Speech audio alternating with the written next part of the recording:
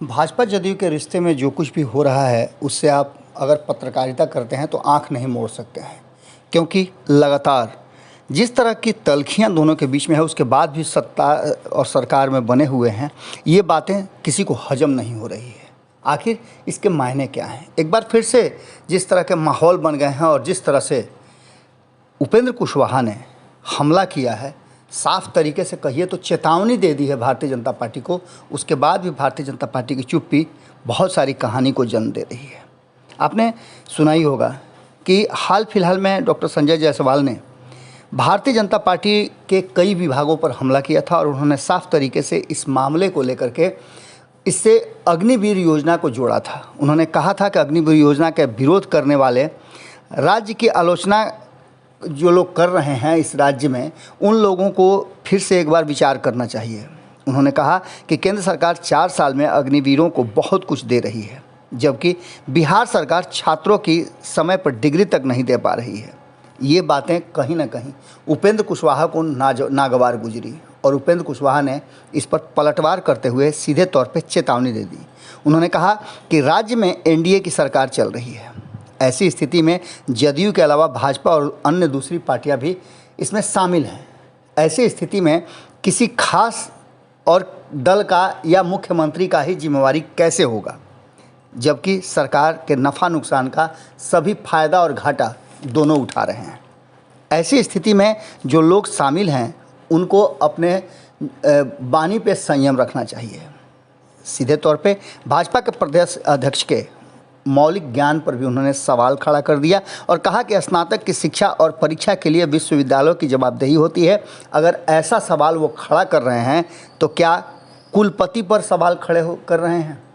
क्योंकि कुलपति की हैसियत से राज्यपाल जो हैं वो विश्वविद्यालयों के सर्वा होते हैं और उनके कामकाज में राज्य सरकार का कोई दखल अंदाजी नहीं होता है।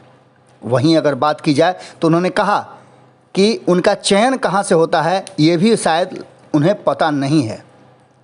सीधे तौर पे जो दोनों के बीच में तल्खियाँ बढ़ गई हैं और जिस तरह की चीज़ें सामने आ रही हैं, उसमें जदयू के संसदीय बोर्ड के अध्यक्ष उपेंद्र कुशवाहा और मुख्य प्रवक्ता नीरज कुमार ने दोनों ने जमकर हमला किया है।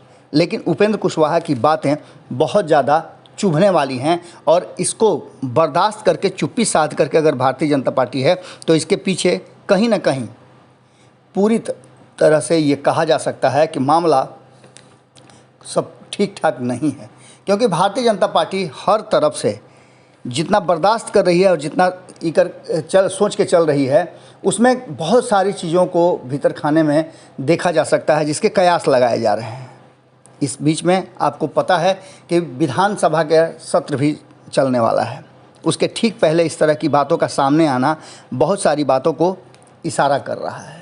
जायसवाल और उपेंद्र कुशवाहा का जो शीत युद्ध है ये लगातार चलता आ रहा है।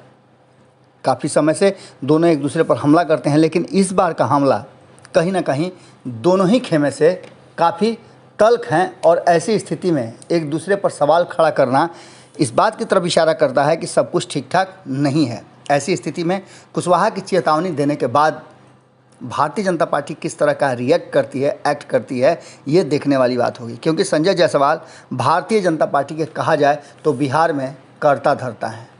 सीधे उन पर उंगली उठाना इस बात की तरफ इशारा कर रहा है कि भारतीय जनता पार्टी जदयू को जवाब देने में अक्षम है। हालांकि समय समय पर कई तरह की बातें भारतीय जनता पार्टी के कई नेताओं के द्वारा की जाती है, लेकिन खास करके इन मुद्दों पर चुप्पी बहुत कुछ कहानी भीतर खाने से सुनाने के लिए कहीं ना कहीं तैयार है।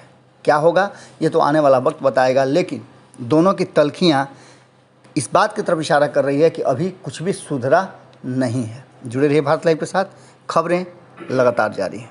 अगर ये वीडियो पसंद आई और वह बिहार के राजनीति और बिहारियत से सरोकार रखेनी तो सब्सक्राइब बटन दबा के चैनल के सब्सक्राइब कर ली। ओजे एगो घंटी बा, ओकरा बटन दबा देला से कुल सटीक और मारक खबर रुआ मुफ्त में मिल जाई।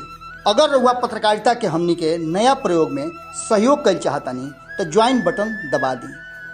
पेटीएम नंबर नोट कर ली 9386816700। धन्यवाद।